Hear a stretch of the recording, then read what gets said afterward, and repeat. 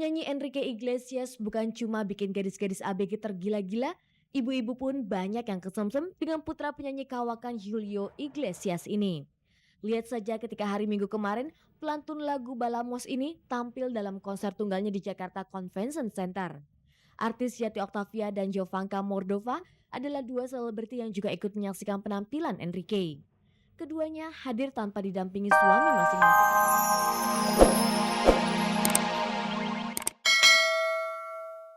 Tatanan rambutnya sekali lagi disanggul dengan tambahan rambut ikal. Inspirasi dari suku India juga pernah ditampilkan Titi dalam sebuah aksi panggungnya sambil menabuh gendang besar. Belakangan sesuai mode yang tengah in, Titi kerap tampil dengan gaya pop dengan topi ala Justin Timberlake lengkap dengan celana kargo 3/4. Ada kalanya Titi harus tampil dalam sebuah acara yang busananya ditentukan sesuai dengan acara. Baru-baru ini ia sempat menyanyi lagu Mandarin dengan mengenakan busana bernuansa Cina rancangan Oscar Lawalata. Selain sebagai penyanyi, Titi DJ juga pernah ikut berperan dalam acara Lenong Rumpi. Inilah penampilannya dalam acara itu sekitar 6 tahun yang lalu. Pemirsa, itulah sekilas tentang penampilan Titi DJ. Selalu up to date dan berani dalam soal pemilihan busana. Dan itu memang layak dilakukan seorang artis papan atas sebagai upaya untuk bisa terus tampil menarik di depan publik.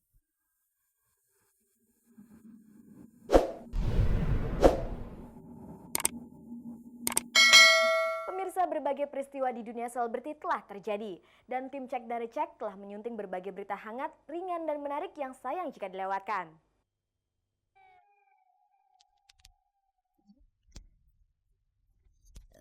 Seniman Ratna Sarumpait yang juga Ketua Dewan Kesenian Jakarta membantah tuduhan mencuri ratusan lukisan koleksi Dewan Kesenian Jakarta pekan lalu seperti yang dilaporkan oleh sejumlah seniman ke polisi. Bantahan disampaikan Ratna dalam sebuah jumpa pers Senin kemarin.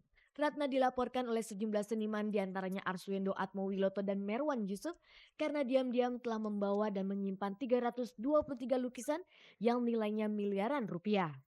Ratusan lukisan itu diambil Ratna saat kantor DKJ libur hari Minggu dan Senin lalu. Lukisan itu kini disimpan di Sanggar 1 Merah Panggung miliknya di kawasan Kampung Melayu, Jakarta Timur. Menurut Ratna, pemindahan lukisan-lukisan itu sudah memenuhi prosedur dan perjanjian yang telah disepakati oleh Dewan Kesenian Jakarta. Hal itu terlihat dari salinan berita acara yang Ratna sampaikan kepada tim Cek dan Recek. Ini keputusan rapat, SK-nya jelas ada. Jadi dan ketika pemindahan prosesnya itu juga jelas dicatat dengan baik, dibuat listnya, dibuat berita acaranya, ditandatanganin oleh saksi-saksi. Kalau itu dibilang melanggar prosedur, apanya yang melanggar prosedur? Saya berpikir ini sudah tertangkap basah dan mencari alasan-alasan pembenaran. Tidak ada rapat pleno, tidak ada rapat khusus untuk membahas hal itu. Bahwa itu ada dalam DPH, ya itu tidak sepengetahuan kita, orang komite. Ratna sengaja mengundang tokoh pemerintah dan seni rupa dalam konferensi persnya. Di sana ia memperlihatkan kalau lukisan-lukisan itu masih dalam kondisi baik selama berada di sanggarnya. Seniman seni rupa itu. Bahwa koleksi itu sekarang akan mempunyai museum, itu perjuangan saya dan teman-teman di DPH.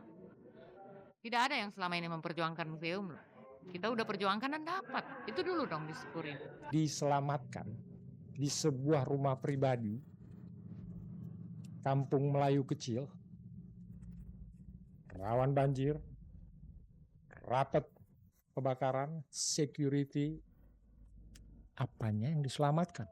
Ratna menilai sebenarnya persoalan lukisan yang disimpan di sanggarnya itu adalah persoalan intern di tubuh Dewan Kesenian Jakarta yang sengaja dibesar-besarkan oleh Merwan selaku Ketua Komite Seni Rupa. Yang Ratna tidak sangka pada akhirnya persoalan ini jadi makin serius setelah masuk ke pihak berwajib. Saya nggak melihat ini ada urusannya dengan kepolisian. Sekarang menjadi ada urusannya setelah saya dihina. Ini pembunuhan karakter. Nggak ada hubungannya dengan pidana, itu bukan ke pelanggaran pidana, pelanggaran prosedur internal. Saya tidak melihat itu. Makanya tidak ada masalah. Mengambil tindakan sendiri ini yang menjadi bermasalah.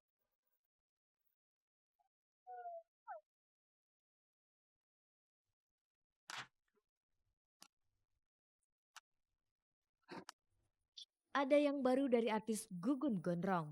Senin malam kemarin mantan finalis Cover Boy sebuah majalah remaja itu memangkas rambutnya yang telah dipelihara selama 20 tahun. Aksi Gugun itu terbilang unik karena sebelumnya ia mengundang rekan-rekan artis seperti Jen Salimar, Edis Adelia, Hemalia Putri, Vina Panduwinata, Leoni, Novia Ardana dan tidak ketinggalan mantan kekasihnya Reina Ipe untuk menyaksikan prosesi pemangkasan rambut Gugun di kafe Zoom di kawasan Senen, Jakarta Pusat. Pemangkasan rambut Gugun itu terlihat memang seperti pesta ulang tahun atau acara syukuran karena sebelumnya ditandai dengan pembacaan doa dan dilanjutkan dengan pemotongan tumpang. Gugun memberikan kesempatan kepada rekan-rekannya sesama artis. Apa sebenarnya yang mendasari Gugun memangkas rambutnya? Apakah ada hubungannya dengan Gugun yang telah mencalonkan diri sebagai anggota legislatif?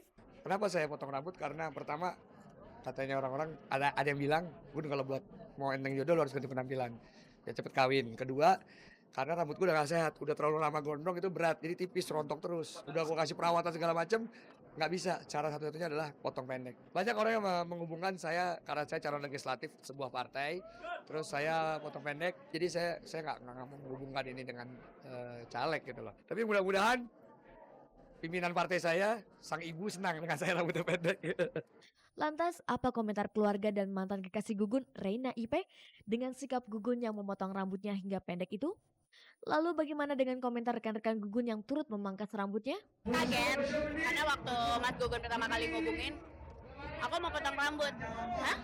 Beneran gitu. Soalnya dari dulu kayaknya mau potong rambut aja susah banget kan. Dia orangnya yang sangat susah deh potong rambut. Paling potong cuma 3 cm, cuma buat ngejaga supaya nggak rusak rambutnya.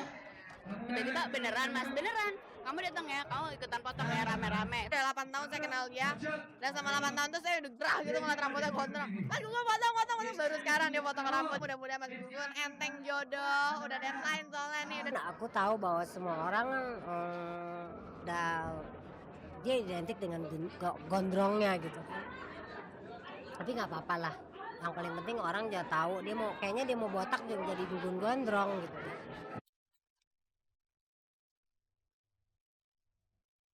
Artis Yati Octavia dan Jovanka Mordova menghadiri konser musik Enrique Iglesias yang digelar hari Minggu kemarin di Jakarta Convention Center walau tanpa didampingi suaminya.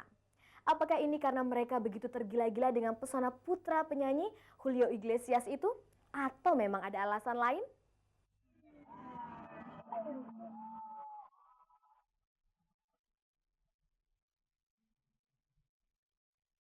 Penyanyi Enrique Iglesias bukan cuma bikin gadis-gadis ABG tergila-gila, ibu-ibu pun banyak yang kesemsem dengan putra penyanyi kawakan Julio Iglesias ini. Lihat saja ketika hari Minggu kemarin, pelantun lagu Balamos ini tampil dalam konser tunggalnya di Jakarta Convention Center. Artis Yati Octavia dan Jovanka Mordova adalah dua selebriti yang juga ikut menyaksikan penampilan Enrique. Keduanya hadir tanpa didampingi suami masing-masing. Yati berangkat bersama Edis Adelia dan Ussy Sulistyowati usai syuting, sementara Jovanka pergi bersama teman-temannya. Para artis ini penasaran dengan sosok Enrique yang dianggap seksi oleh penggemarnya. Karena suami saya harus jaga anak-anak. Jadi gantian supaya istrinya bisa bersenang-senang, kita bagi tugas. Kebetulan dia nggak begitu suka sama musiknya Enrique ya. Sebetulnya Mas Mangki, karena Mas Mangki syuting, jadi ajak anak saya, yang lain pada nggak suka gitu. Anak saya satu senangnya metal. Apakah Yati dan Jovanka menyiapkan busana dan tata rias khusus? Enggak, biasa aja. Saya sih kalau kostum biasa aja. Enggak sih, kebetulan sore tadi saya mikir-mikir kira-kira apa ya yang bisa kelihatan dari jauh sama Enrique. Oh, berarti jangan pakai hitam, saya mesti pakai yang terang supaya kelihatan. Apa sebenarnya yang membuat Yati dan Jovanka begitu tergila-gila dengan penampilan Enrique? Lalu bagaimana pula para artis yang masih melajang mengomentari penampilan Enrique? Tidak mengecewakan penonton, lagu-lagunya anak-anak, tidak sombong. Suaranya bagus banget, bibirnya, matanya, hidungnya, lengannya, aduh atraksinya juga luar biasa. Yang paling aku suka dari semuanya adalah goyangan bokongnya itulah, untung duduknya nggak jauh-jauh beda, nggak kuat. Keren banget, aksi panggungnya, lagunya, orangnya itu loh lebih top. Ya Allah luar biasa banget. Aduh pemirsa, dimanapun Anda berada nggak menonton Enrico. Nyesel banget apalagi kalian para wanita seperti saya. Mas ganteng banget mas, gila ganteng banget. Udah gitu suaranya top banget. Dia kesini sama ceweknya ya. Cemburu sih saya, kenapa kamu harus bawa pacar kamu? Konser Enrique di Jakarta merupakan bagian dari rangkaian tur Seven World Tour 2004. Penyanyi ini juga didampingi oleh kekasihnya, petenis sensasional dunia, Anna Kurnikova. Saat konser berlangsung, Anna terlihat sedang berada di meja master control.